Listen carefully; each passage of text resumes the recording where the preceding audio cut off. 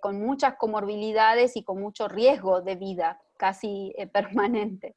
Y la verdad es que a pesar de estos, digamos, de algunos, este paciente tuvo muchos inconvenientes, fue algo muy positivo haber encontrado la intervención de cuidados paliativos a través de Martín, que por eso le pedí para que ustedes vean esa cara, porque en los Ateneos previos escuché como varias veces de nuestros Martín, como que no había muy buena, a veces, no sé si relación, pero a veces, muchas veces la parte clínica no coincidía con lo que expresaba cuidados paliativos, o que la experiencia con cuidados paliativos desde la clínica médica no había sido tan positiva, y entonces, o no sé si no positiva, sino que a veces había no puntos de encuentro, que es lo que siempre tratamos de hablar. Y desde allí, un poco, yo siempre les conté de que no había sido al menos la experiencia con este tipo de pacientes que a veces son otros. Así que bueno, bienvenido Martín. Si querés presentarte, te doy el pie, así nos contás qué hiciste, y sé que yo conozco tu historia y tu currículum, pero bueno, a ver qué te gustaría contarnos a nosotros. Bueno, yo me formé como especialista en cuidados paliativos y terminé en el 2014, y en el 2016 logramos desde el Comité Nacional de Paliativos de la SAP que se habilitara la especialidad en ministerio, así que ya de 2016 la especialidad existe, aunque todavía no está nomenclada para las obras sociales, pero sí todos los hospitales públicos pediátricos tienen un equipo de paliativistas. En este momento somos solamente 33 paliativistas certificados en Argentina. Se generó el comité de cuidados paliativos, pasó de ese grupo a comité y se generó el primer examen. Y entonces a partir de 2016 tenemos una actividad más regulada, y ahora incluso la especialidad está reconocida por ministerio y existe una manera formal y 2 puestos de residencia pagos, que son de 2 años, uno en Garrahan y otro que alterna entre el Elizalde y Casa Cuna. Perdón, entre Casa Cuna y el Gutiérrez. Después yo también me formé como terapeuta Gestalt, que es un tipo de psicología humanista, existencialista, que tiene que ver como justamente sobre los fundamentos del ser, tiene una corriente más holística, más orientada al presente y al ver cada crisis vital como una oportunidad de crecimiento. Esto en realidad fue inventada en su momento por un psiquiatra alemán que atendía a recuperados de guerra, pero que veía que con el psicoanálisis le llevaba mucho tiempo llegar al trauma actual, en el cual había una persona que necesitaba aquí y ahora resolver lo que le sucedía y quizá no tenía tiempo o no le daba en ese momento su psiquis para atravesar también los traumas que tuvo de la infancia y que se unían con los actuales. La verdad que para mí fue un gran descubrimiento porque había algo que la medicina no me daba, yo estaba bastante frustrado con eso. Al principio yo quise ser oncólogo y después me di cuenta que a mí lo que me gustaba era acompañar el sufrimiento de ese paciente, o sea, acompañar a esa familia que más allá que se cure o no, digamos, tiene una historia de vida, una trayectoria que no siempre termina con el objetivo médico que sería la curación orgánica. A veces el proceso pasa por otro nivel, aunque el paciente no se cure. Entonces, desde ese lugar más existencial era muy intuitivo, pero no encontraba las herramientas para transformar ese sentir en una actividad académica.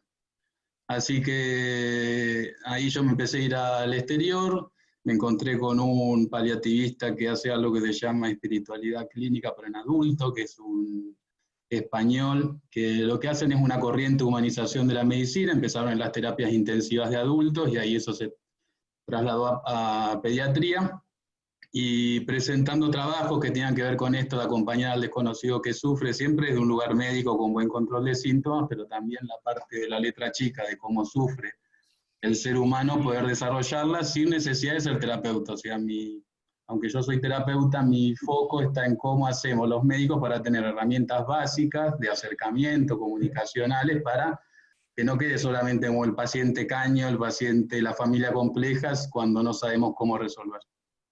Así que estamos trabajando sobre eso también en el comité, y después, gracias a eso, En un congreso también presenté un trabajo y ahí alguien que ahora es mi mentor en Estados Unidos me empezó a becar, y hace 3 años que yo me voy a trabajar 1 o 2 meses afuera y me formo con él, que tiene un centro de medicina integrativa, que es como que los paliativos también se han ido transformando. Al principio tenían que ver con el fin de vida y con todo paciente terminal, y el modelo actual, que ahora después les muestro una imagen, tiene que ver con una integración temprana. Y bueno, ese es mi currículum. Extenso, como vemos. Y me vi que también vos me contaste que estás terminando tu posgrado, que fue el año pasado, que lo estás haciendo también otro máster, ¿no? No, eso terminé ya, que en realidad Ah, soy ok. facilitador de un programa que se hizo en Estados Unidos que se llama EPEC, que tiene que ver con acompañamiento de educación en fin de vida, que es un programa que diseñaron ellos porque tienen el mismo problema, que actualmente tienen muy pocos especialistas, y si ellos quisieran cubrir a toda la población oncológica y no oncológica, el tiempo que pasaría, habría un gap entre que tienen los especialistas y la cantidad de gente que va a morir con dolor de niños, ¿no? Entonces empezaron a hacer capacitación básica.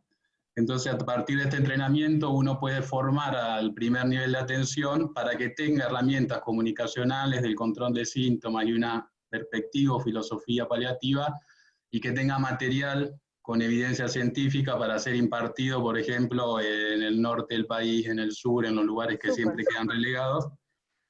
Entonces, el año pasado hicimos el primer EPEC en Latinoamérica y se hizo en el Garrahan eso, y comenzamos a capacitar. La idea es replicar. Lo único que hace este curso es que tiene un sello que hay que incluirlo en las presentaciones, porque es lo que le da la garantía de que lo que se está diciendo está basado en la evidencia. Bueno, excelente. Bueno, muchas gracias, Martín. Entonces, ahora le doy lugar a las doctoras que van a presentar el paciente, y después abrimos a... Martín tiene, me refiero, no a Martín Bósola, al otro Martín, que tiene seguramente muchas críticas, y ya hablamos de eso, que estoy completamente abierta a esa situación, y todo esto va a ser en beneficio de poder tener un aprendizaje en conjunto. Así que ahí les doy el espacio. Guardo la pantalla así.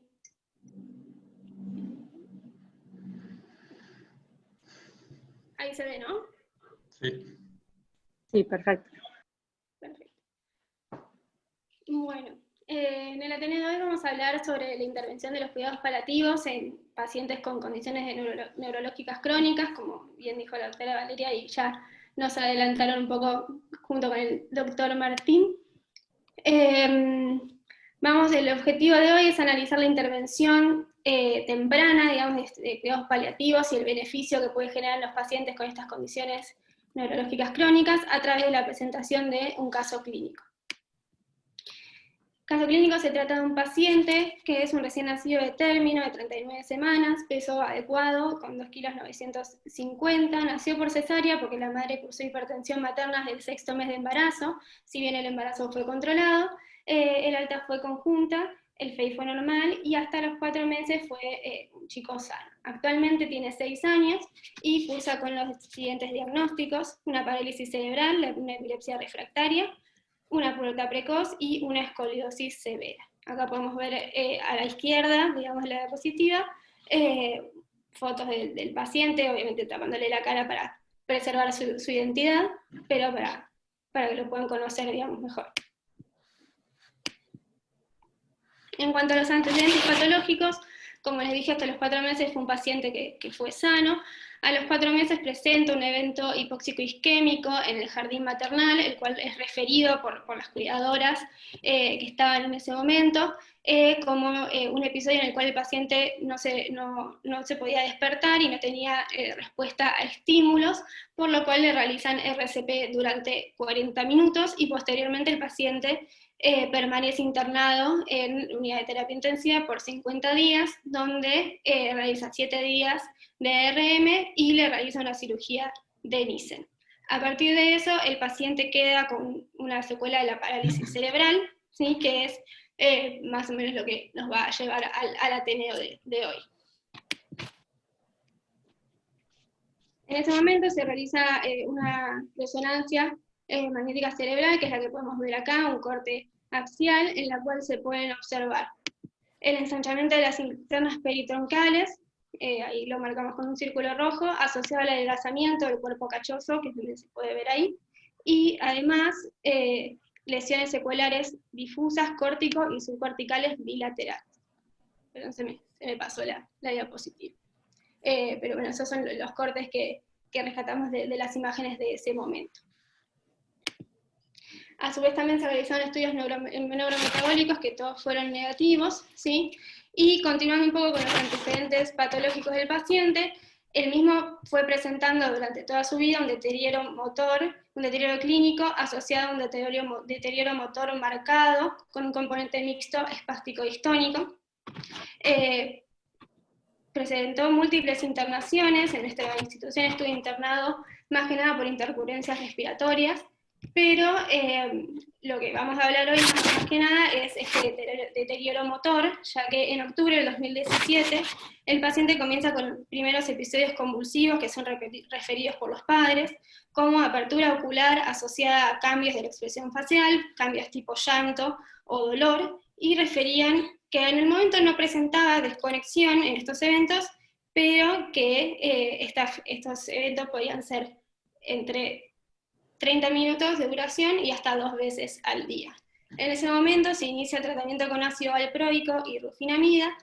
Sin embargo, el paciente no presenta respuesta, ya que en noviembre de 2018 presenta presencia de estas crisis, asociando a ellas eventos disautonómicos, como por ejemplo bradicardia e hipotermia, siempre manteniendo la saturación de oxígeno, pero asociando estas dos complicaciones además. En ese momento inicia el tratamiento con cannabidiol, que fue en ascenso, sin embargo tampoco se obtuvo respuesta, y en mayo del 2019 se decide realizar la risotomía selectiva posterior, la destomía. El paciente posteriormente a eso presenta una disminución de la intensidad y del número de crisis, pero seguía presentando persistencias de estas crisis distónicas en el posoperatorio de mayo del 2019. Actualmente, en enero del 2020, los padres refieren que además de estos episodios distónicos que el paciente continuaba presentando, agrega y asocia episodios referidos por ellos como ausencias, con apertura ocular, persistencia de este cambio de expresión facial, sudoración y fijación de la mirada sin respuesta a estímulos de hasta 1 minuto de duración. Todo esto asociado a una espasticidad con menor intensidad que previamente a la cirugía, pero que persistía, digamos, en el tiempo. La medicación actual del paciente es la rufinamida, el cannabidiol, y también asociamos, esta es una imagen del paciente, una radiografía de tórax y abdomen de frente, en la cual se puede ver su escoliosis severa, ¿sí? Y para terminar con la presentación del caso clínico, agregamos los diferentes electroencefalogramas que se fueron haciendo, en las cuales se puede ver una disminución generalizada del voltaje, con un trazado monomorfo. Solo se puede diferenciar, digamos, lo que es sueño REM de no REM, pero esto es los estudios complementarios que agregamos para analizar.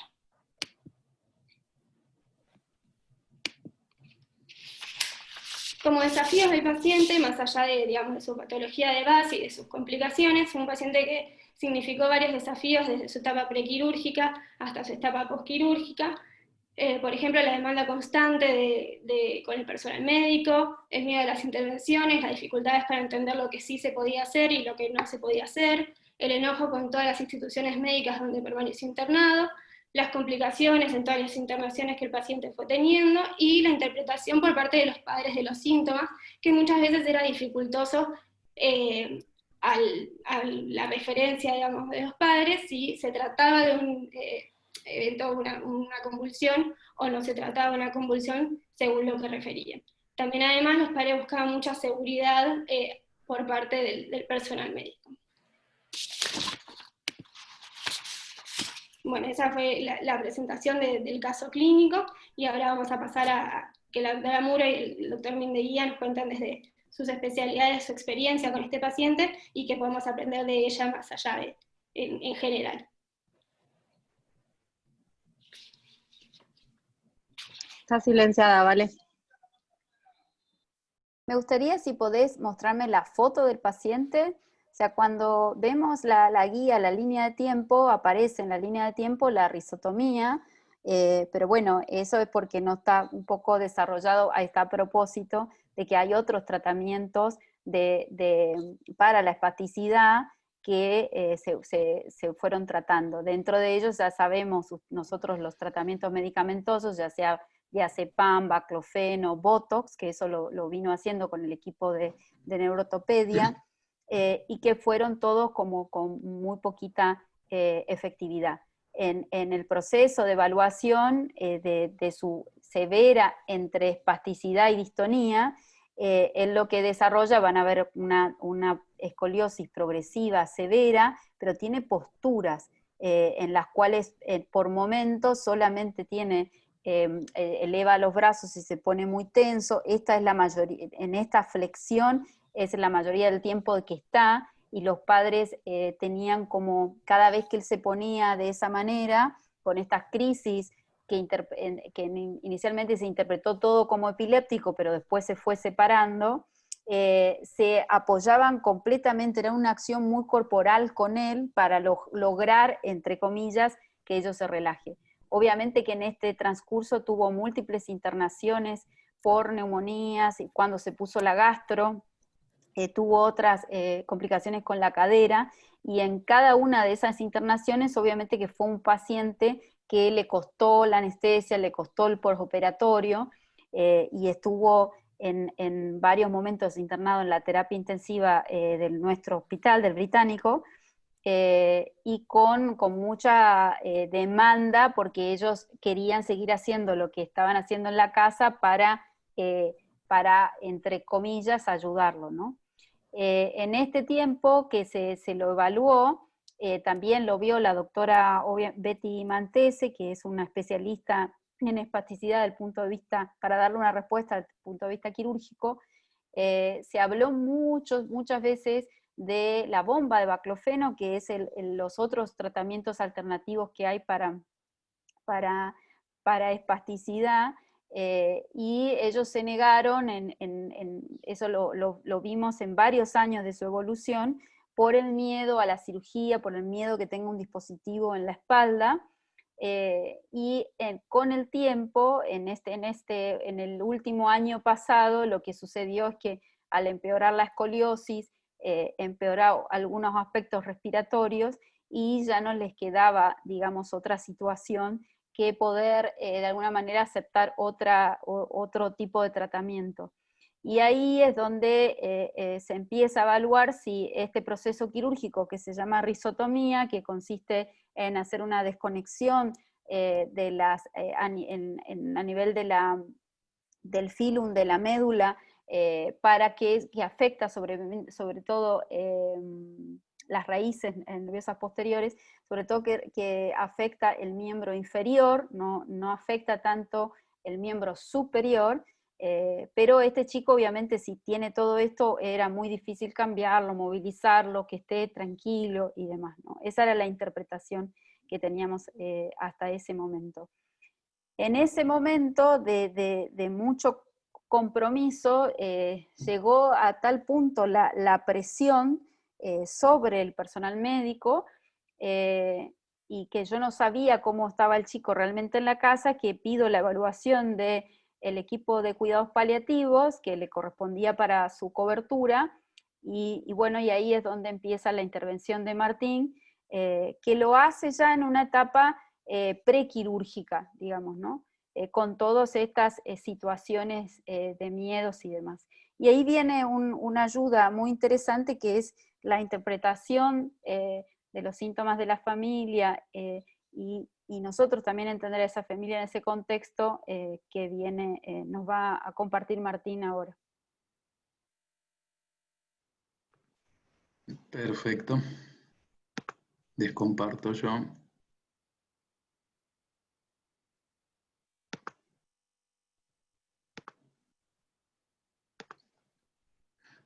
¿Ahí están viendo? Sí. Sí. Bueno, Una breve introducción para seguir adelante con esto que corregía Vale, que los cuidados paliativos hoy tienen una nueva definición, que en realidad es la asistencia activa holística de personas de todas las edades que tienen grave sufrimiento relacionado a la salud, pero de una enfermedad severa. Nosotros en pediatría hablamos de enfermedades limitantes o amenazantes para la vida, porque si no solamente quedamos establecidos con el proceso de terminalidad. Y en realidad hay varios grupos que después se los voy a mostrar, a partir de los cuales en pediatría podemos determinar en qué grupo está nuestro paciente para definir también cuál podría ser la trayectoria esperada de esa enfermedad. El objetivo principal es mejorar la calidad de vida cuando no existe un tratamiento curativo y trabajar en forma conjunta con el equipo tratante, ¿sí? Lo que a mí me gusta siempre corregir es que no es que uno hace una derivación, sino que lo que intentamos es que se haga una integración e intervención temprana de cuidados paliativos. O sea, el especialista sigue siendo su médico de cabecera y es como sumar a alguien más en el equipo. Y me gusta decir integración temprana y oportuna porque no siempre temprano es lo mejor, o sea, lo adecuado es lo oportuno para el paciente, porque también hay una construcción a partir del cual tanto la familia como el equipo médico pueden estar en condiciones de aceptar que uno no lo va a ayudar mucho más de lo que espera o de como quisiera, ¿no?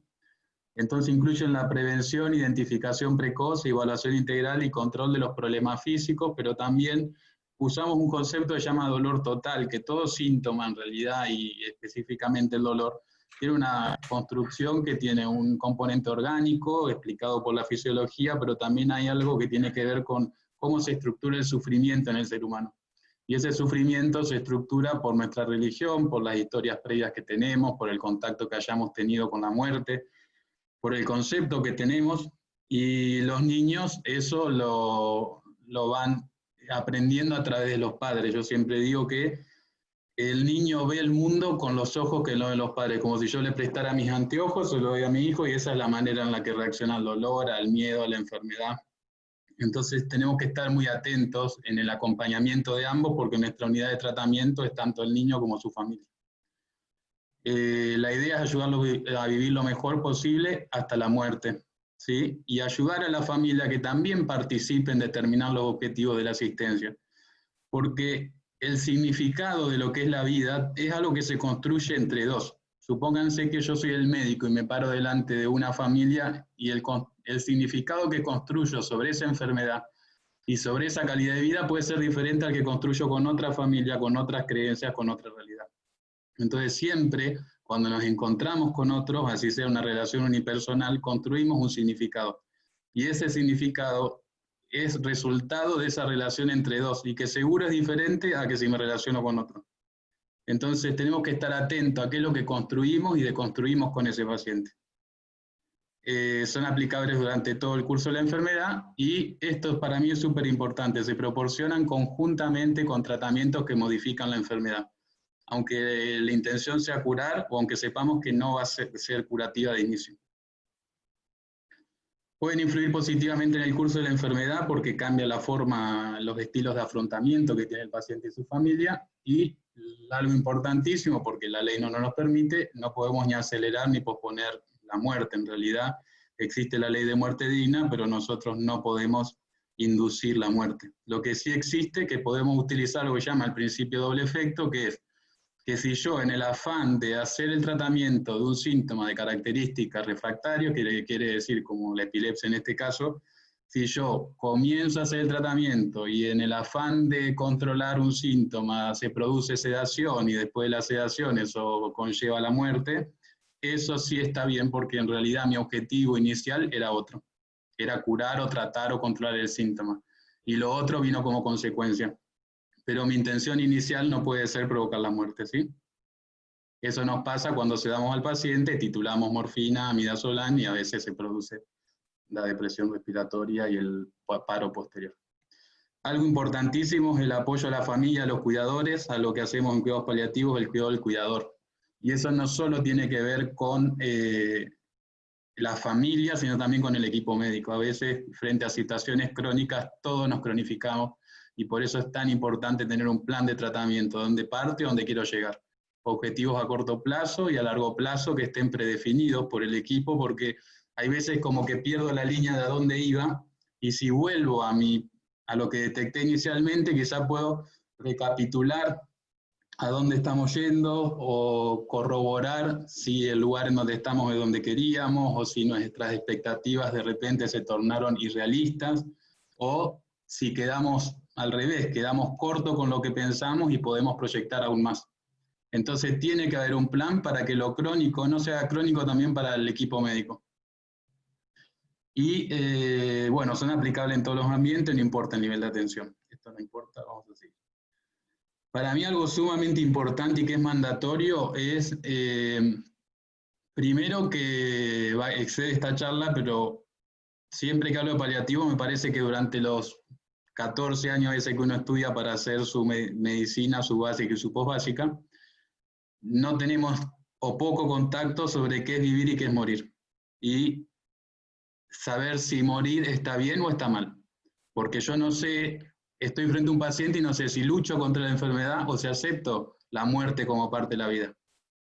Entonces, si yo no sé de dónde ayudo, tampoco sé si lucho o acepto. Es como cuando decimos la lucha contra el cáncer, pero si el paciente no se logra curar, ¿qué quiere decir? Que perdió. En esa lucha, esa batalla la perdió. Y quizá ese lema que tenemos no es correcto, porque en realidad curar y sanar a veces va por otro camino que no tiene que ver con la integridad física. Lo que pasa que vuelta a esto ya es más existencial. Es como si yo estoy delante de un paciente, estoy parado en una isla y mi paciente se está ahogando y yo tengo salvavidas. Entonces yo digo, ¿cuál es mi actitud como médico frente a la muerte? Voy corriendo al agua, me tiro, nado, me agarro al paciente y lo traigo. Tengo una posición intermedia, estoy en la isla, le tiro el salvavidas, lo acompaño, confío en sus recursos, yo me acerco un poco, él se acerca otro poco y es un trabajo conjunto. O al revés y digo, ok, yo me quedo parado en la isla, voy a confiar en todos tus recursos y vas a venir junto a tu familia con el tratamiento que te voy a brindar. Pero si yo no sé, porque las tres formas de atender están bien, pero si yo no sé cuál es mi forma de ayudar, a veces me quedo enredado con todo lo que le pasa a la familia. Y si yo no sé cuál es mi posición frente a la muerte, cuando la muerte se acerca quizá me resisto, en vez de entender que ese es un punto de inflexión para ese paciente que se acerca a su final de vida. Y que ese es mi momento de cambiar los objetivos de cuidado, donde yo no voy a abandonar al paciente, sino que lo que voy a hacer es timoniar, redirigir, y voy a poner ahora mi atención en que tenga la mejor calidad. ¿Sí? ¿Cuándo se ve esto? Y ahí me gusta usarlo de trayectorias de fin de vida o muerto, las de trayectoria de enfermedad.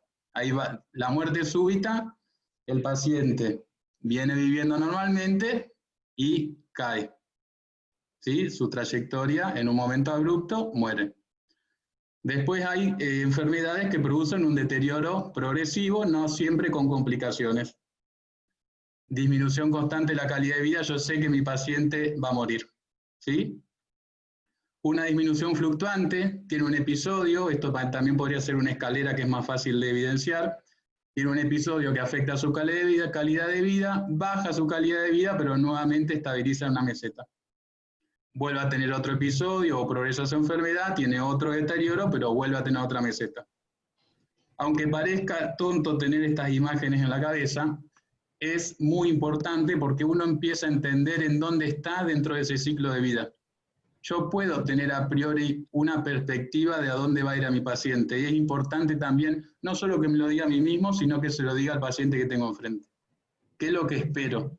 ¿Qué es lo que normalmente pasa? ¿Hacia dónde vamos? Porque esa no quiere decir que le digo tu hijo se va a morir en la primera consulta, pero sí le puedo plantear una tendencia.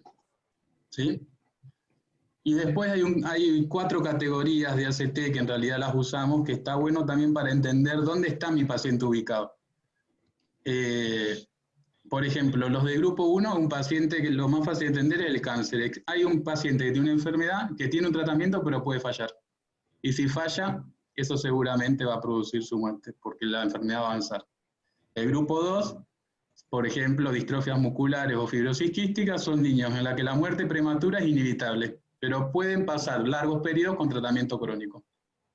El grupo 3, por ejemplo, la mucopolisacaridosis, niños con progresión de enfermedad sin opciones de tratamiento curativo, y el tratamiento es exclusivamente paliativo del inicio. Yo sé que se va a ir. Antes, incluso, esto pasaba con el HIV y ahora ya no está dentro de esta categoría porque los pacientes con tratamiento pueden vivir por periodos prolongados y morirse de otra causa. Y el grupo 4, que son los pacientes con condiciones de alteraciones neurológicas severas que pueden causar mayor susceptibilidad a complicaciones del estado de salud en situación irreversible pero no progresiva de la enfermedad y que aumentan la probabilidad de una muerte prematura. ¿Sí? Y nosotros estaríamos ahora trabajando sobre el grupo 4. Y estos son los modelos de intervención. Lo único que quiero que recuerden como imagen es el verde, que es el actual, que es el modelo integrativo, donde la intervención o lo que se espera, los cuidados paliativos, es un cuidado integral y continuo. ¿Sí? No necesariamente hay que verlo siempre, pero sí uno va haciendo como, si uno fuera subiendo por una escalera, va generando descansos, que serían los apoyos a partir de los cuales el paciente luego va a poder elaborar su duelo. Con respecto a Cócaro y Iván, algo súper importante, y que lo vamos a usar para la presentación, es que la clave de lo que le pasa está en el evento inicial, en el evento que hace que él esté como esté. Después de 9 meses de seguimiento, yo me encontré con algo que hasta yo quedé sorprendido, que es lo que voy a decir al final, de por qué ellos elaboran lo que elaboran. Y a veces no nos detenemos en las cosas más simples y más básicas, pero de ir despejando con ellos cómo elaboraron lo que les pasa, resulta que la clave estaba ahí. Algo que en la consulta inicial uno evalúa el síntoma.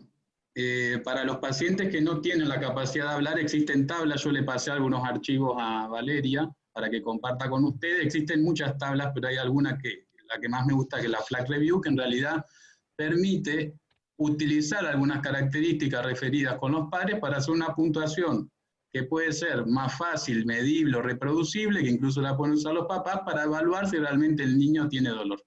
Entonces yo tomo lo que dicen los papás, lo que me dice el médico y la observación. Algo que atenta directamente en el sistema de salud privado contra la calidad de atención es el tiempo. O sea, el paciente neurológico necesita tiempo, necesitamos 1 hora como mínimo de atención. Pero nos vemos influenciados por un sistema donde si sí, bueno. ¿Cómo estás? ¿Qué decís? ¿Vine a visitar? Vengo a visitar a Concepción Triolo. ¿Nombre y apellido de usted? Jorge Daniel. Perdón, pedimos silenciar los micrófonos, así solamente puede hablar el orador. Bueno, entonces lo que da es como volver un poco a la medicina anterior, porque los cuidados paliativos no traen muchas cosas nuevas en sí mismos, es como una oleada de atención humanista orientada al paciente, de volver a la cabecera del paciente, quedarse sentado o volver a ser el observador y dedicar tiempo, ¿no? Algo importantísimo en la evaluación del síntoma es evaluar las características, la frecuencia y la duración. Debo detenerme ahí. Porque a veces los papás empiezan a tomar palabras y dicen, está más distónico, está más espástico, pero si uno le pregunta qué, porque no tienen por qué saberlo, la diferencia entre distonía, espasticidad o cualquier evento paroxístico y todo resulta lo mismo. Entonces resulta muy confuso, llego a la consulta y le digo al neurólogo, está redistónico, está respástico y aumento la dosis de baclofeno porque también yo veo que puede ser lo que le pasó.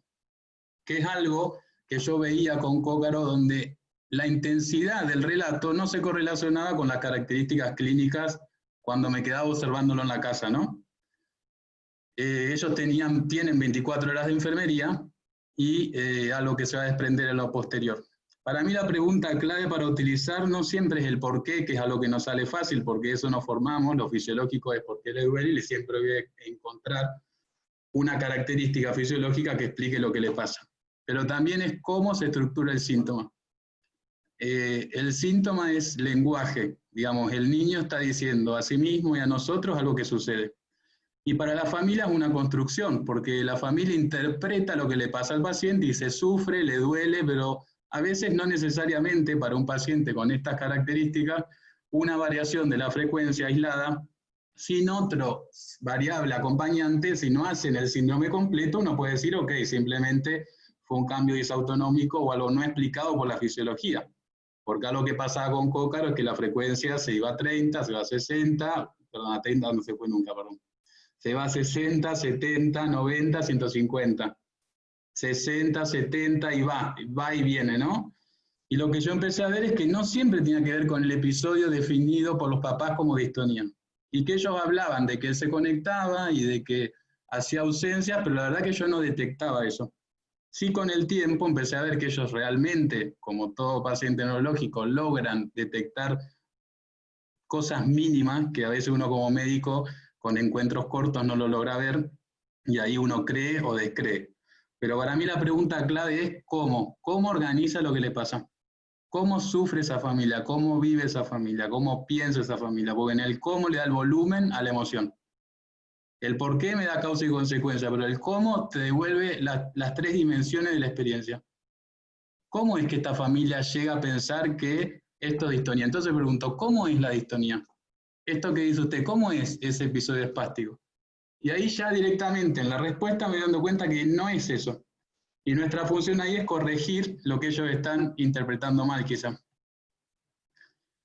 La otra cosa es la definición de tratamiento. Como equipo, vamos poniendo los tratamientos, pero el paciente empieza a tener múltiples tratamientos, múltiples intervenciones.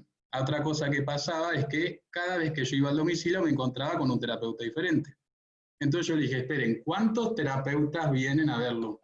7 por semana. Entonces él tenía kinesioterapia respiratoria, kinesioterapia motora, fonoaudiología, estimulación visual, estimulación auditiva y masajes. ¿Qué pasaba? Cada vez que venía alguien a hacer un trabajo que estaba 60 minutos por reloj trabajando con él, el nene quedaba con un estado de irritabilidad, que es como si uno hubiera ido al gimnasio los 60 minutos y llevarlo a un estado que iba por fuera de su capacidad actual, de su capacidad vital. Entonces el nene quedaba muy, pero exacerbado en todos los episodios paroxísticos, pero ya no se sabía qué era lo que estaba pasando, porque había movilización de articulaciones inadecuadas, él tiene luxación de más caderas y se movilizaban igual, eso también regeneraba dolor. Una de las primeras medidas fue optimizar en vez de maximizar, que es otro concepto, o sea, cuando yo tengo un tratamiento lo optimizo y después veo si hay algo más para hacer. Entonces lo que hicimos fue reducir las terapias al mínimo. ¿Qué necesitamos hoy para tu hijo? ¿Con qué capacidades actuales tiene para comunicarse y cuál de estas terapias hoy nos sirven? ¿Y con qué frecuencia? Porque si no es una serie desordenada de estímulos que no nos lleva a ningún lugar, porque nosotros no, o sea, nada de esto donde lo queremos llevarlo va a llegar a un buen punto, a un punto mejor que el que está. No va a mejorar la calidad de vida. ¿Se entiende? Y al optimizar las terapias, ya simplemente corrigiendo eso, creo que redujeron los episodios referidos por ellos en un 50%, solamente acomodando eso. Y lo otro que se hace es, esto para mí es súper importante, estas son las pautas de la OMS para el manejo del dolor, que dice reloj en mano, que quiere decir, si yo tengo un paciente con múltiple tratamiento, es para mí una indicación que una de las consultas yo le pregunte o les diga, hagan una lista de los horarios en lo que le dan la medicación, cuánto le dan y cómo se lo dan. Porque ahí uno detecta miles de errores. La mayoría de los pacientes que siguen domicilio tienen dificultades con eso, porque mezclan la medicación que no hay que mezclar, porque la dan en un orden desordenado, porque a ellos les pareció que así era mejor. Pero nosotros necesitamos para que esa medicación haga efecto un nivel constante en sangre y eso tiene que ver con la farmacocinética de la droga que usamos. Según el sujeto, nuestros pacientes tienen que adecuar el tratamiento con el peso y a veces pasa que el paciente controló tratamiento con una última ajuste de medicación y como en ese momento lo ajustó, dijo está bien y pospone el segundo encuentro y capaz en él aumentó 2 kilos y en esos 2 kilos ya también no tengo quizá el nivel adecuado de esa medicación en sangre. Y otro sería atención al detalle. ¿Qué pasó con Cócaro? Yo lo conocí en diciembre y después de descubrir lo de las terapias, un día llegó, o sea, yo veía que el nene tenía dolor. No respondía a Inés, pero había algo que superaba mi capacidad de entendimiento porque no era explicable la fisiopatología. Habíamos corregido el volumen de la leche porque le daban como 3 litros totales entre medicación, agua y leche, porque a ellos se le ocurrió que tenía sed. El nene se distendía mucho, mejoramos la forma en que hacía catarsis, optimizamos el plan de tratamiento para el manejo de la constipación. Y lo que veo un día que llego es que la enfermera había colocado una sonda en la gastrostomía y que aspiraba aire por la gastrostomía hasta que salía bilis.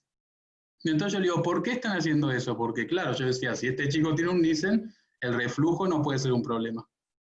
Resulta que ellos consideraban que él tenía mal manejo de sus secreciones y que lo que sentían era aire. Cuando ponían la mano sobre el abdomen sentía que burbujeaba y entonces ellos veían que él dejaba de estar espástico cuando aspiraban el contenido. Que habían logrado de meses de hacer esto durante tiempo, y nunca se me hubiera ocurrido como médico pensar que ellos iban a pensar eso, que hacían un reflujo bilioso, pero intencional y sin darse cuenta, que obviamente no respondía a la dosis basal que tenía de protección gástrica. Y cuando lo dejamos de hacer, porque yo no logré que dejen de aspirar, pero aunque sea, le pedí que no aspiren hasta que haya débito bilioso, o sea, aspiran un poquito de aire, porque aparte imagínense que ellos ponen su boca y aspiran desde el estómago todo ese gas, y que no lleguen a sacar el reflujo bilioso, o sea, el débito bilioso como éxito de su intervención.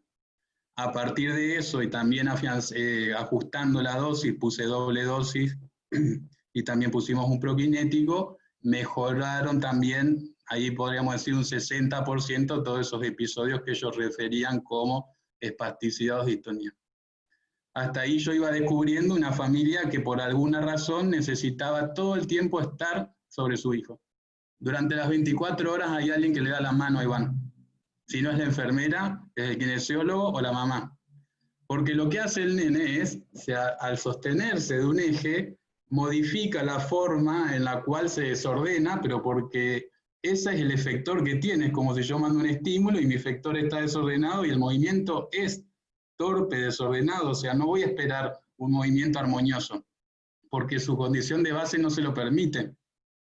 Entonces ellos en su cabeza armaban algo que ahí yo empecé como a rastrear que había algo de culpa. ¿Por qué ellos no pueden soltar? ¿Por qué ellos no pueden? O sea, trabajé con la enfermería, ajusté las formas en que la enfermería se manejaba, corregí todo lo que ellos pidieron que corrijamos, me empecé a comunicar con Valeria, o sea, y ahí lo que yo empecé a ver es que la falla ya no estaba en lo que hacíamos los médicos, o sea, aún habiendo corregido todas las variables, había algo en el discurso que estaba alterado. Ahí nos juntamos con Valeria, me acuerdo una vez haber ido al consultorio y ahí yo le expliqué lo que yo estaba viendo, porque también pasaba que la dresotomía era algo que estaba ahí, a flor de piel y listo por ser realizado. Ellos querían hacer otra intervención, al igual que tenían planteado la traqueostomía. Pero entonces, o sea, reevaluando al paciente, yo decía, pero si tiene diagnóstico una parálisis cerebral, tiene una epilepsia refractaria, una escoliosis severa, ¿hacia dónde quiero ir? ¿Hacia dónde puede llegar? Lo que estábamos viendo en esa trayectoria es que los padres se empezaron a frustrar porque al principio el papá de un paciente con esta característica puede hacer muchas intervenciones que parecen traducirse en mejoría o estabilidad.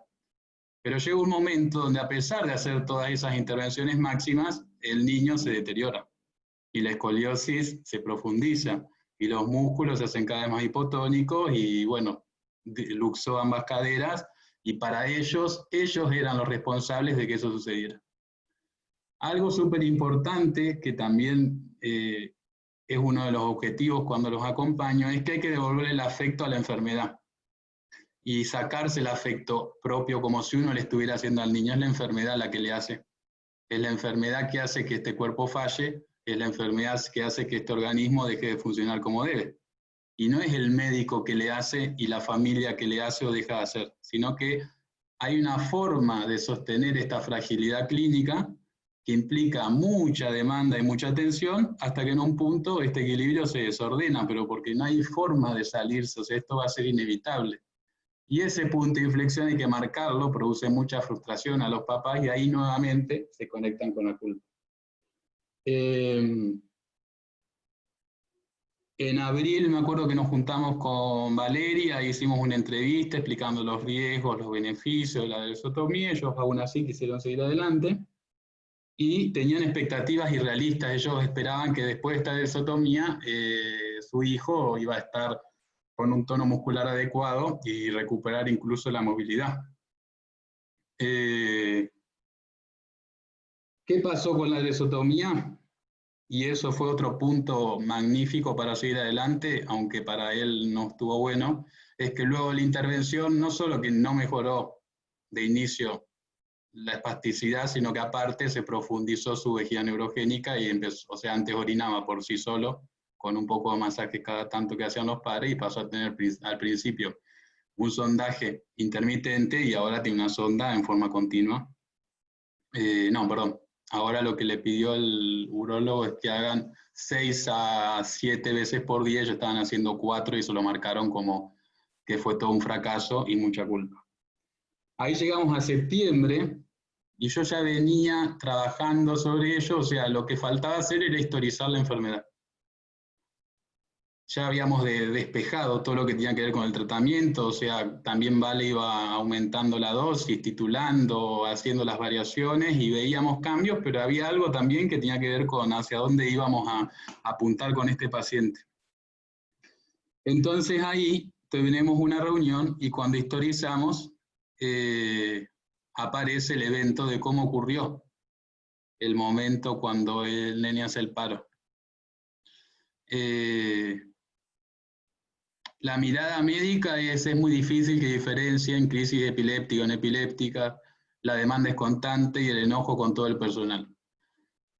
Pero ese enojo, o sea, siempre que alguien está enojado por detrás hay un aspecto vulnerado que no está manifestado o que no está legitimado. Resulta que ellos vieron 48 horas antes que su hijo estaba más débil, que tenía un poco de hipotonía, pero lograba succionar bien, entonces fueron a una guardia y como succionaba bien, lo dejaron y tenían que trabajar, llevaron a su otra hija al jardín y a él lo dejaron, pero la mamá ya sentía que algo no estaba bien. Se va igual a trabajar y se vuelve antes y cuando vuelve su hijo está en paro. Y la culpa con la que ella conectó en ese momento hizo que se transforme esa culpa, esa que quedó retenido, en esto, o sea, no le puede volver a hacer otra vez daño a su hijo, no lo puede volver a abandonar. No puede volver a dejar esa vida, y no es solo que va en contra del equipo médico, sino que había un sentimiento de culpa excesiva por parte de los dos. Porque no solo eso, sino que ellos cuentan que cuando van al hospital al cual llegan con su hijo en paro, le hacen un laboratorio, donde hacen un laboratorio metabólico y otras variables. No he tenido acceso a eso porque están medios negados y hoy no nos cambia mucho, pero ellos dicen que hay un valor que les da bajo, que podría ser algo metabólico, pero como que ellos no pudieron seguir por ahí. Ellos se quedaron como que ellos tendrían que haber ido ante el hospital y que esto podría haber sido prevenido. Desde ese entonces, ninguno de los dos se historiza como ser humano, o sea, la madre vive para su hijo, el padre vive para su hijo, no tienen intimidad, o sea, viven en hicieron como un altillo, toda la cocina está ocupada por Iván, o sea, el comedor. La hermana vive en otro altillo, muy chiquitito su lugar. Todo el tiempo hay gente, la hermana se queja de no poder vivir su vida. No hay forma de tener intimidad en esa casa. Todo el tiempo circula gente. Y estos padres con una culpa, pero excesiva, que queda de manifiesto cuando se realiza la dresotomía y ven que a pesar de hacer todo lo que hacen, su hijo se va a morir igual.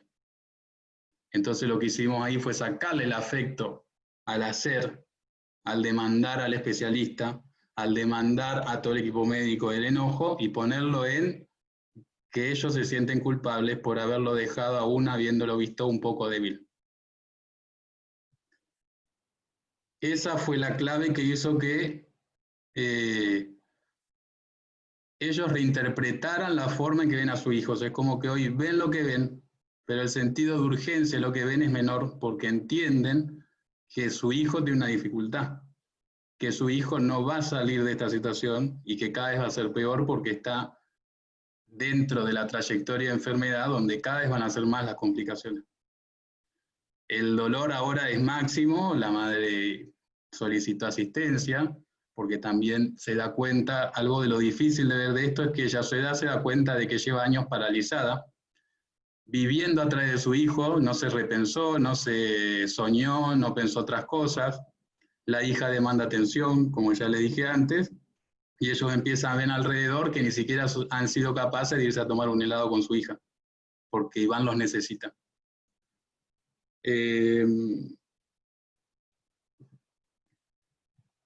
Bueno, ahí estamos trabajando.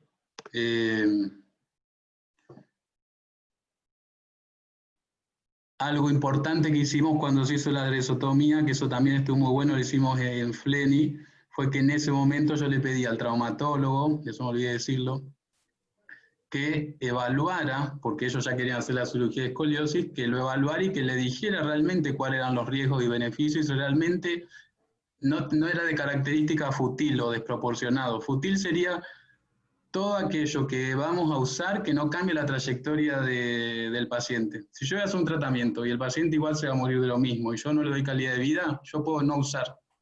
Y si yo lo tenía con un sostén, por ejemplo, asistencia respiratoria, y lo único que hago es prolongar la vida, hasta lo puedo sacar, porque la ley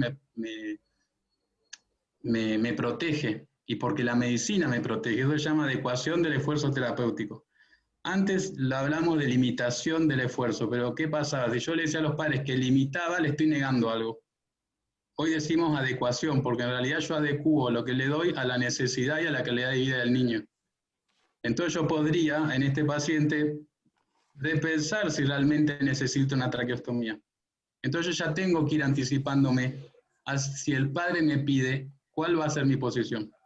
Por eso en ese momento, cuando se hizo la dresotomía, el traumatólogo dijo, debería hacer tantas correcciones para llegar al estado que queremos, y él ya tiene la luxación, y vino la neumonóloga y dijo, la capacidad funcional que él tiene, no sé si siquiera le permitiría tolerar la cirugía, y entonces eso marcó que los padres también pueden elegir y retirar la demanda.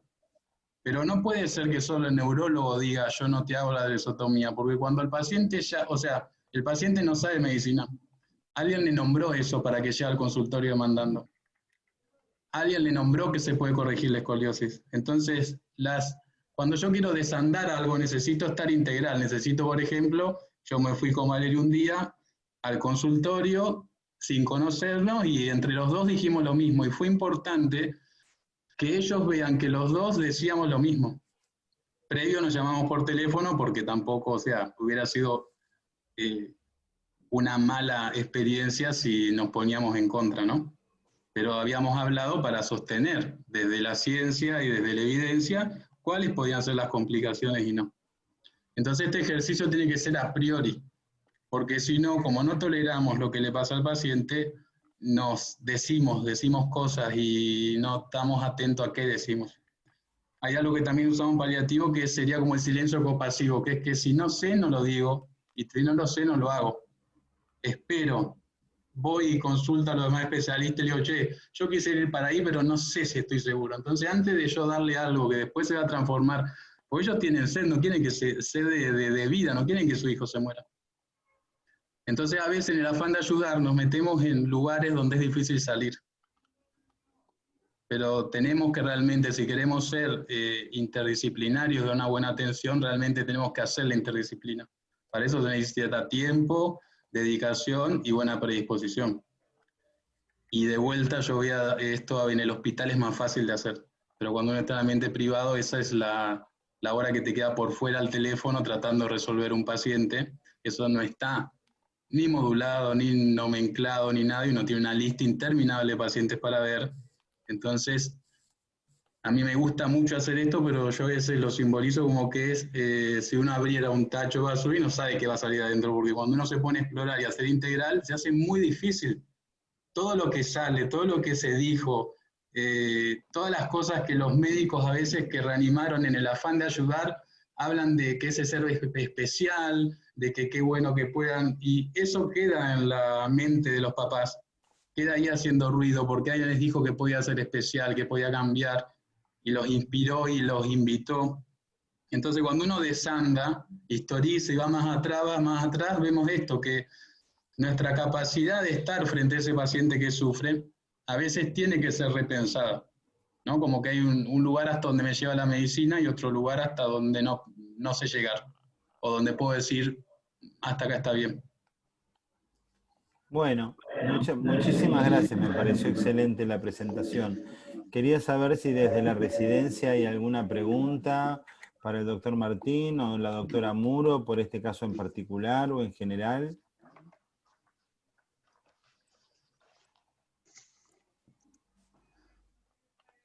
hoy la residencia se me quedó muda. Es muy difícil hacer una pregunta, me parece. Estoy como muy impactada con todo lo que se dijo. Pienso obviamente en todos los otros pacientes que tuvimos, que tenemos, y tengo como un montón de preguntas, pero tal vez no son atinadas al Ateneo, de cómo le decías a una familia que su hijo se va a morir, qué le decís en el momento que finalmente se muere, cómo le sacás la culpa a la familia de una enfermedad que ellos piensan que podrían haber evitado, pero no sé, es como, no sé si tengo una pregunta así puntual. Acá hay una puntual, o más puntual, igualmente Martín, si querés contestarle a Stephanie sobre eso, sí. Bienvenido. Sí. Pero hay una que dice, ¿cuándo comenzar con un tratamiento paliativo? ¿Cuál es el punto de inflexión, no? Me parece que eso va un poco con lo de Stephanie. Sí. Sí, las dos cosas están bien. En lo comunicacional, digamos, la comunicación tiene toda incertidumbre, entonces no es como repetir una receta. Yo tampoco estoy de acuerdo cuando nos dicen cómo ser empático y uno piensa que por ponerse los hombros un poquito por delante, mirar los ojos al paciente y a lo sumo hacerle así, ya soy empático. En realidad es una construcción y lo que tengo que buscar son puntos de encuentro con el paciente. Normalmente si me paro delante de alguien, debe haber 1 o 2 puntos que ya se dan por sentado, porque compartimos la misma sociedad, la misma cultura, en donde seguramente estamos compartiendo significado, pero lo otro lo tengo que construir con el paciente, eso es ser empático. Entonces, la entrega de información es un proceso, no es que me paro y digo y vomito. O sea, en realidad yo tengo que tener una idea preformada de a dónde quiero llegar, pero los paliativistas decimos que uno no responde a la necesidad propia, sino a la necesidad del paciente. Entonces le digo, ¿qué necesitas saber? Porque cuando yo voy a dar un diagnóstico, eso está también comprobado, que el 10%, o sea, del 100% de la información que brindo, solo el 10% retiene el paciente. El 90% lo va a perder y lo va a tener que volver a repetir en la segunda consulta. Entonces tengo que elegir qué le voy a decir. Ahora, esa elección no puede ser solo mía, también tengo que ver qué espera el paciente. Entonces, por ejemplo, lo voy a hacer con un paciente oncológico, pero porque es un ejemplo más fácil, simbólico y rápido. Una nena de 15 años le empiezo a dar el diagnóstico y entonces, como lo tradicional es que no les guste que se le caiga el pelo, las uñas, lo estético, le digo que va a vivir tanto tiempo y pierdo la mitad de la consulta elaborando eso y la nena solo quiere saber si va a poder festejar su cumpleaños 15 en 2 semanas. O si puede algo que para mí era irrelevante, pero para el paciente es de total relevancia. Entonces la pregunta es, ¿qué necesita saber? ¿Qué le gustaría? ¿Cómo se siente? Uso eso y lo cotejo con lo que yo tengo. Y ahí quizá me dé cuenta que para esta entrevista necesitar 2 encuentros. Entonces digo, bueno, hoy voy a hablar del diagnóstico y si es muy fuerte o lo puede elaborar. En una segunda hablo del tratamiento y las expectativas. Pero digamos, no hay una receta porque en la receta me robotizo y pierdo la capacidad de encuentro con el otro. Entonces lo que hay es una actitud de brindar información, que es una actitud receptiva, amorosa, de encuentro y de aceptación, ¿no?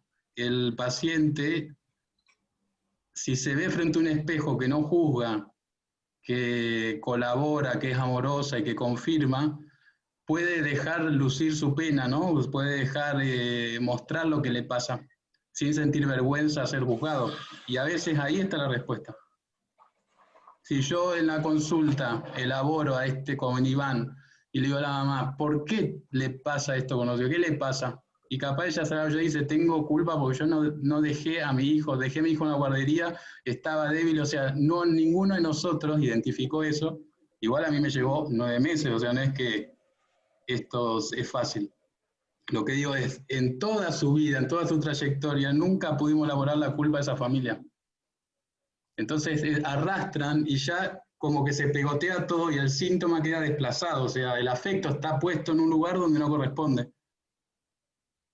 Entonces cuando entrego la información, son muchas variables, pero para mí la actitud es de presencia, amor y respeto. O sea, son 3 cosas que parecen muy simples, pero que nos lleva muchos años como médicos conquistarlas. O sea, eso es una elaboración que tampoco nos formaron. Porque estar presente uno suena como genial, ¿no? Pero una actitud de presencia, sin juzgar, escuchar lo que no, que los horrores que a veces tenemos que escuchar y estar ahí y sostener, lleva mucho tiempo. Y Valeria. decía, vale. ¿Vos creés que en alguna parte de este proceso que vos estás haciendo podemos tener un entrenamiento? Porque como decimos todos, me parece que todos nuestros pacientes con epilepsia refractaria deberían atravesar por una evaluación de alguna manera de este tipo, con muchos de nuestros pacientes con condiciones crónicas, ¿no? Sobre todo en neurología. Y es como vos decís que no estamos muy... De hecho, hay un tema que acá en la Argentina que se está trabajando, pero es el tema del SUDEP, de la muerte súbita en general en pacientes con epilepsia, y cómo podemos hablar de ese tema nosotros como médicos, que en realidad digamos, la mayoría, diría, de los neurólogos en general, no es que se habla eso públicamente. Yo particularmente me siento que tengo que hablar por el tema de que ya son pacientes crónicos o que están muy afectados.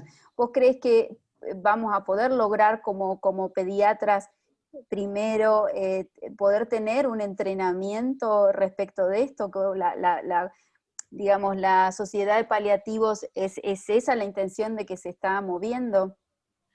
Mi propuesta, porque también hay muchos perfiles, ¿no? Hay paliativistas más organicistas y más orientados a algo holístico, digamos. Mi propuesta es esa, es transformar esto, y la forma de aprenderlo es hacer roleplay o actividades que son de tipo vivenciales, que tiene que ver esto, como ensayo una y otra vez, cómo me gustaría que me informen, qué siento, o sea, lo que se propone es que la autoconciencia, el autocuidado, son dos herramientas básicas para el acompañamiento del paciente. O sea, yo tengo que saber cómo estoy antes de informar, qué me pasa, qué siento, qué registro.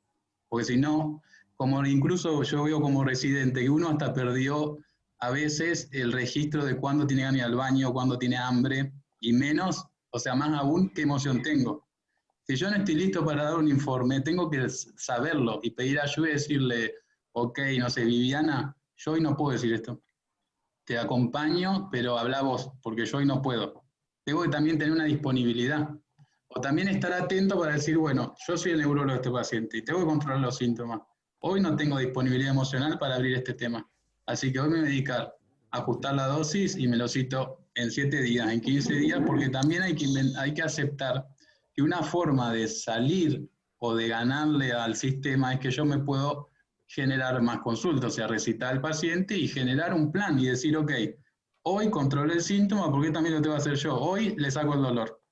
Si el paciente está con dolor, no puede hablar de otra cosa, porque su atención, 90% de atención también, atenta a la experiencia dolorosa. Así que si le hablo de sufrimiento, de la existencia, no me va a poder escuchar. Entonces, primer objetivo, control de síntomas. Segundo objetivo, empiezo a ver a que el paciente experimente y reexplore con su familia que el uso de medicación le quita el dolor o mejora su experiencia. Y hago el ciclo, ¿no? Hago una intervención, esa intervención produce un efecto y ese efecto es reproducible. El paciente toma confianza, confía en el médico. Y a partir de ahí me empiezo a meter en lo otro y puedo abrir con una pregunta. ¿Cómo están? ¿Cómo se van sintiendo? Y lo otro sale. Porque la persona que sufre está como ahí en carne viva, o sea, quiere decir, pero necesita encontrar a quién. Y no hace falta ser terapeuta, porque es una actitud, o sea, vuelvo a decir, es una actitud de escucha que se desarrolla.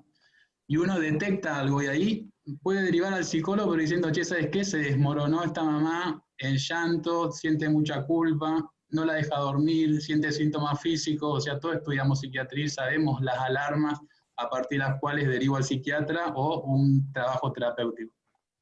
Pero lo importante es que si abro esto al juego, no le corresponde toda la misma persona. Porque imagínense que el neurólogo, o sea, la epilepsia refractaria ya en sí es muy frustrante para cualquiera, porque ya los resultados nunca van a ser los esperados. Y eso es otra cosa que me anoté, que cuando presentaban el caso, dicen que no hubo respuesta. En realidad sí hubo respuesta, quizás no lo esperaba. O sea, hay respuesta, quizás no lo que espero, pero tengo que entender que el paciente tiene una enfermedad y el nombre dice epilepsia refractaria, o sea que La refractariedad marca de que nunca la voy a poder controlar. Entonces, como que tengo que partir desde que lo que hago es frustrante. Y eso también tiene que ver con la sedación terminal. Tampoco usamos más terminalidad porque sobre la terminalidad no hay nada que hacer. O sea, la muerte es un momento único. Un último abrir y cerrar de ojos, un suspiro, una apnea, el paro. Entonces, sobre la terminalidad, pero sobre el proceso de fin de vida o el proceso de morir, ahí trabajamos los paliativistas. ¿Cuándo se puede hacer sedación? Cuando hay un síntoma refractario. O sea, yo empiezo el tratamiento, por ejemplo, llega en estatus, hago el algoritmo inicial y veo que el paciente no responde, ahí puedo, aparte del tratamiento, sedar, para que el paciente no sufra. El paciente está con una disnea, la disnea es severa, no responde a las medidas iniciales, lo puedo sedar porque no debo permitir que muera con falta de aire, a no ser que el paciente lo elija. Lo que podemos hacer es sedación superficial intermitente, que a mí me gusta hacer eso más que la sedación profunda, que le puedes dar 6 horas, o sea, una dosis midazolam, en esas 6 horas el paciente se compensa, si no es en este caso neurológico como él, se conecta con la familia, a veces se despide, y cuando dice que no aguanta, lo volvemos a dormir 6 horas, y así hasta que en un momento dice, me quiero quedar dormido. Si habla el niño, ¿no? Pero si no, se puede hacer una sedación profunda. Tanto la sedación como la adecuación de esfuerzo, existe un documento, yo tengo un documento preformado que se firma por todos los especialistas. O sea, no es que Valeria Muro firma no traqueostomía, sino que es Valeria Muro con Viviana, con Tomás, con Martín, y firmamos 5 personas de que en conjunto, y por ejemplo en neumonólogo, definimos que es mayor el riesgo que el beneficio, o que el tratamiento es fútil. Y la familia acepta eso. También puede ser que la familia después diga, sí, quiero que lo reanimen igual. Se respeta, o sea, hay vuelta atrás. Pero todo lo que se hace anticipado en un momento de tranquilidad impacta positivamente en el momento de máximo descontrol, porque nadie quiere que su hijo se muera. Sí, a veces también te pueden decir, ¿por qué me está hablando de esto si todavía el paciente no es terminal, ¿no? Todo depende de elegir el momento y de cómo la familia está receptiva a ese tipo de comentarios. Claro, si lo que pasa es que ahí pasamos, no. Exacto. El problema ahí es que pasamos de la nada al todo. Sí. Lo que yo veo es que hay una disociación entre lo que nos vamos diciendo los médicos a nosotros mismos, porque tenemos las herramientas para verlo, y lo que no le decimos al paciente. Cuando el paciente empieza a fracasar el tratamiento, ya se lo tenemos que decir. No estamos yendo por donde yo quisiera, por ejemplo. Porque yo me estoy anoticiando de algo que no le digo al paciente. Entonces, cuando yo llego a decirme que el paciente ya está para paliativos, le cuento al padre, el padre no lo entiende y digo, ¿qué caño? No, en realidad yo vengo haciendo un proceso personal porque tengo las herramientas para medir lo que le pasa al paciente y no se lo estoy contando a la familia. No lo estás compartiendo. Tommy, tenés una pregunta. Sí. Bueno, hola Martín, bueno, muchas gracias. Siempre esto es muy conmocionante porque habla también de nuestra finitud. Nunca tan presente como ahora con la pandemia, pero una de las cosas que a mí me ha chocado, porque he vivido situaciones con familiares, primero es el tema paliativo. Digamos, yo creo que o habría que cambiarle el nombre, o habría que decir, mire, usted tiene una enfermedad importante, aparte de la doctora Muro, el doctor Bozo, el doctor Newker, que lo siguen, va a tener el doctor Martín, que se dedica a todos esos aspectos de cuidado del dolor, de las molestias, todo, que a veces a los demás se escapan. Yo creo que en el ambiente privado hay un tema, a veces lo siento con mala leche, a veces lo siento, digamos, mala leche porque me genera mucho enojo, pero siento que muchos pacientes no acceden a un cuidado no paliativo pensando que se va a morir, sino todo lo que va a sufrir hasta que se muera. Todas las cosas que le van a pasar hasta que se muera, y esto no se incluye desde el comienzo. Entonces, me ha pasado con familiares directos que yo me he peleado con colegas, porque le decía, pero escúchame, estás con un cáncer terminal, está que se hace encima, necesito una enfermera 24 horas. No, pero esto no le podemos pedir cuidado operativo. Está con dolor, está con metástasis por todos lados. No. Y puedo contar varios anécdotas. Lo que yo veo en relación a eso, Tomás. Es tan impactante aún para uno como colega. Ahí se cortó, Tomás. Se cortó, Tomás, me parece.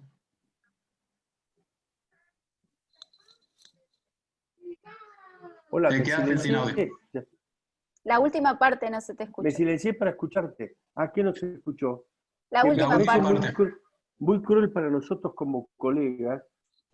Nosotros, bueno, en mi caso tengo varios años que he sido profesional como Martín, hemos vivido muchas cosas y cuando van pasando los años, uno, como decía Gian Antonio, si uno se encallece, deja de ser un buen médico porque no puedes conectarte con el otro. Pero a veces estas cosas son muy duras porque vos ves que el barco va a chocar, y en algún momento va a chocar, lo sabés perfectamente como médico, y todo este acompañamiento falla porque no sé, porque no está disponible, no porque no haya gente formada como vos. Entonces, ¿qué se puede hacer para salir de esta situación?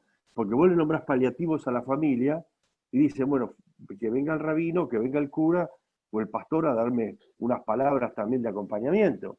Y no es la idea. Sí, una de las medidas para mí tiene que ver con la trayectoria de cada uno. Lo que yo veo es que los más jóvenes que se están formando están ávidos por esto, pero el que se formó y todavía está ahí trabajando quiere poner toda su medicina organicista a disposición y no hay tiempo para ver esto. Entonces como que hay dos poblaciones, el que está ávido de conocimiento y una transición en el medio de los que empezamos a ejercer nos empezamos a encontrar con situaciones donde uno dice, pará, el algoritmo está genial, este tratamiento está genial, pero hay límites. En esa experiencia uno empieza a elaborar también por la historia personal, la familia, los hijos y la vivencia. O sea, la vida te lleva a elaborar qué es vivir y qué es morir. Pero lo que falta para mí primero es un cambio de percepción, porque fíjense que cuando uno habla y da ejemplo paliativo siempre tiene que ver con la terminalidad y los paliativos deberíamos estar antes. Y en realidad para mí incluso debería existir una filosofía que tiene que ver para todos los médicos de todas las áreas, que tiene que ver con una filosofía de cuidado. Esta filosofía de cuidado debería ser parte de todos los médicos del mundo, o sea, deberíamos rescatar ciertos valores que tienen que ver con el amor, la verdad, la justicia, y suena a veces filosófico y poético, pero hay que transformar. Lo que queda siempre chiquito en todos los artículos que dice el dolor total, el sufrimiento, bueno, pero ¿cómo lo abordamos? ¿Cómo transformamos eso escrito en una práctica? Entonces, yo lo que creo que hay que cambiar es el apoyo o la base a partir del cual uno sale a ser médico. Hay que dar lugares de pensamiento, como este, por ejemplo, para que uno se repiense y diga, ok, ¿desde qué lugar voy al encuentro con ese paciente? Porque desde ese lugar, yo considerándome más finito y sabiendo que me puedo morir, quizá también me resulte más fácil decirle al otro que también se puede morir. Y también me resulte más fácil decirle, mira, yo la verdad que hago epilepsia refractaria y te voy a intentar ayudar, pero ya desde el inicio, a veces hay cosas que no hay que decir, ya tengo la actitud. Le digo al paciente lo que yo ya sé que pasa, no le genero más expectativa de la que le puedo dar.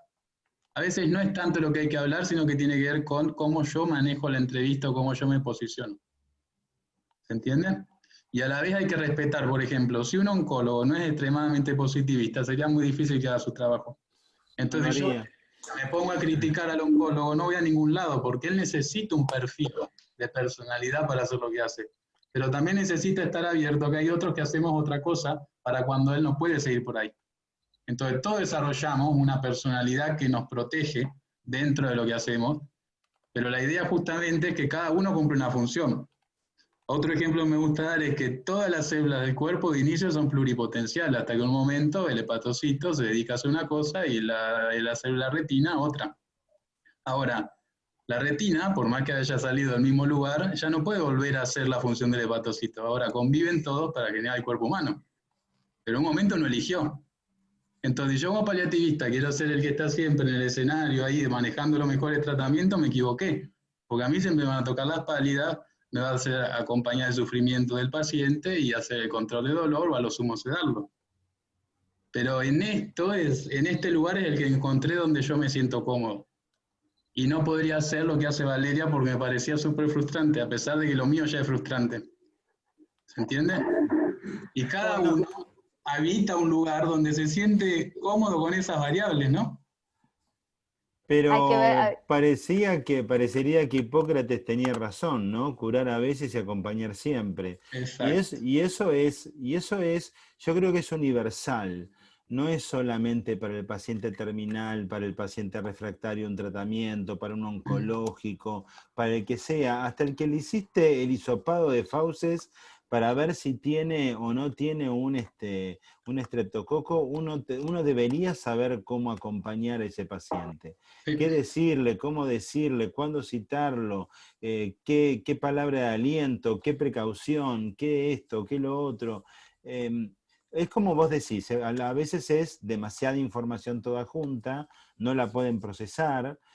Todos los que hacemos patología crónica, sea de la que sea, tenemos ese problema, que de lo que uno le va diciendo, uno se va dando cuenta que no lo está entendiendo, y es así, y que uno necesita mucho seguimiento para poder llegar a un puerto al que uno quiere.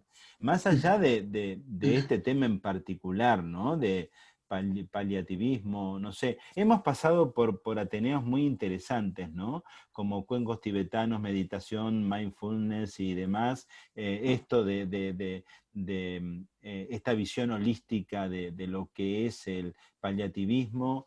Y yo que hago alergia e inmunología, que está bastante alejado de eso, realmente tomo muchas cosas positivas de todo esto, y no es para nada alejado de lo que yo hago en mi rutina diaria. Sí.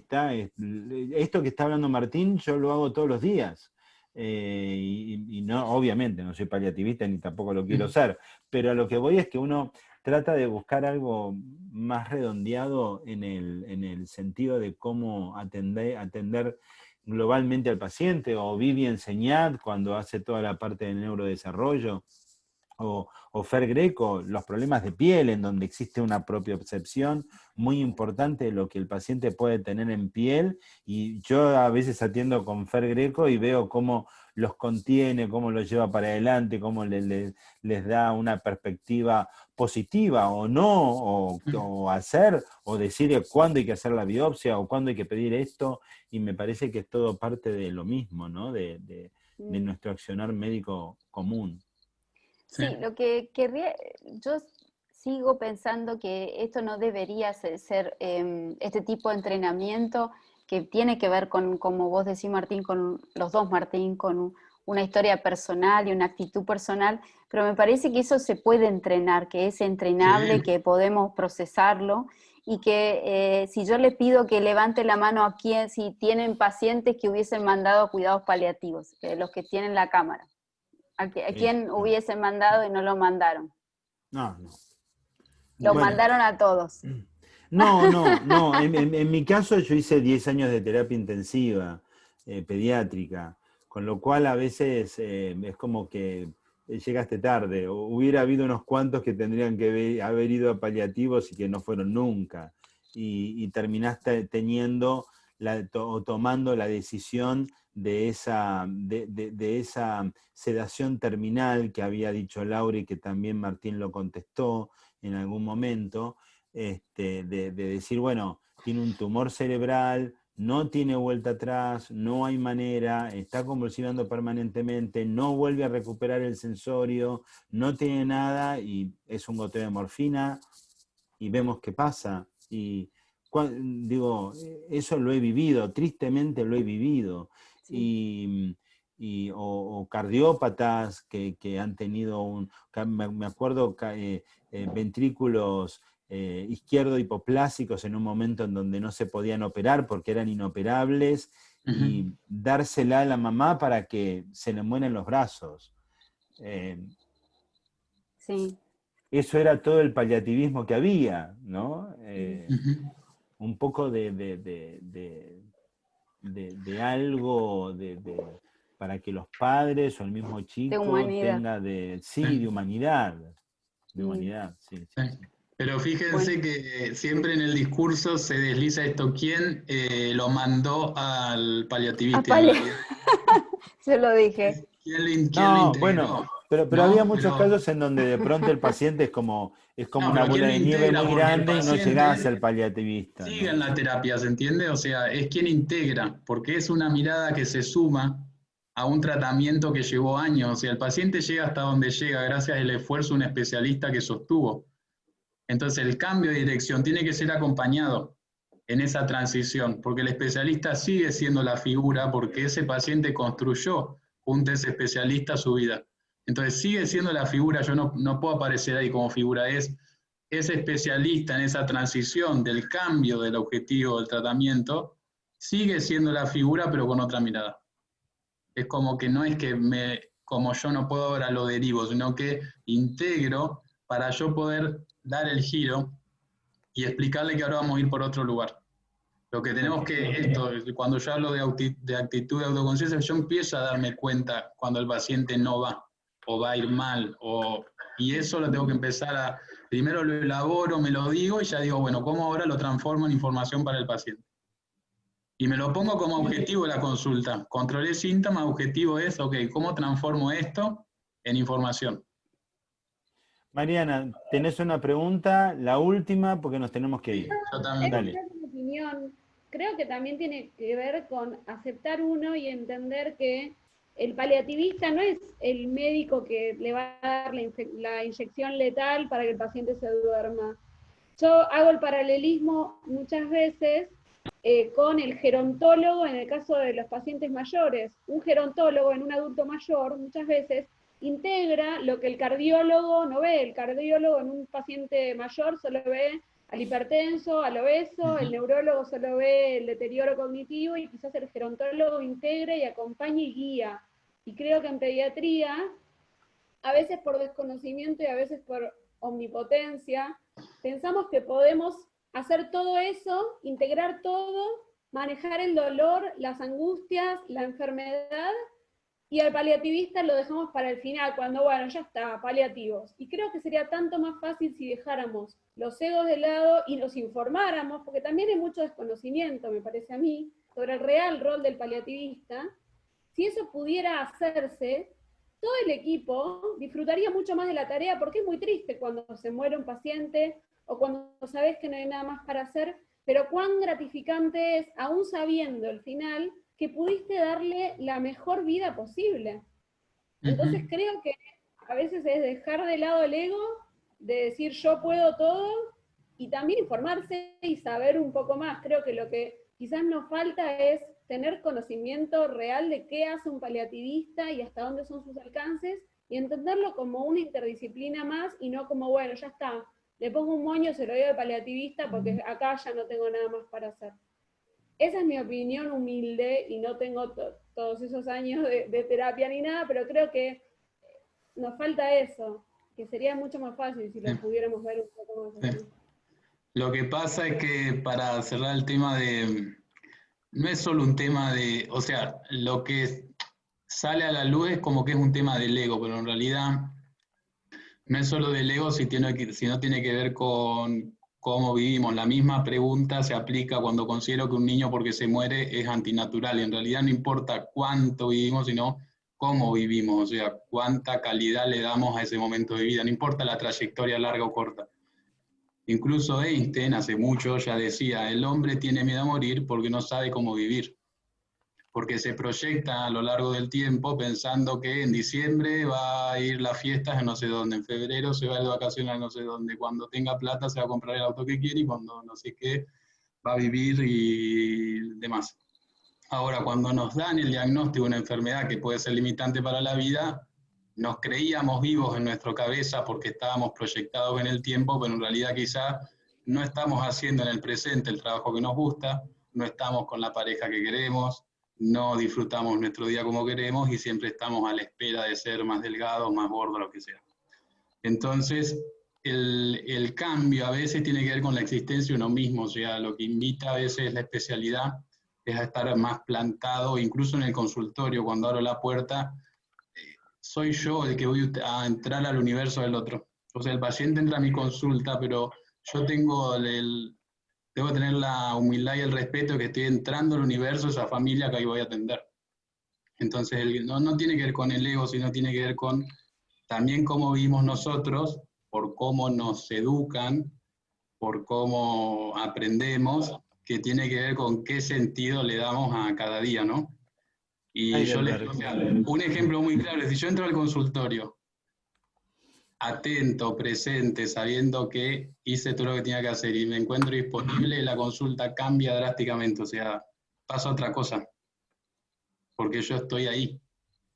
Entonces, es como que dejo de lado la agenda y me concentro con cada paciente, no en el devenir y en lo que sigue. Entonces son como actitudes de corto alcance que se pueden hacer empezando ya sin tener formación en paliativos.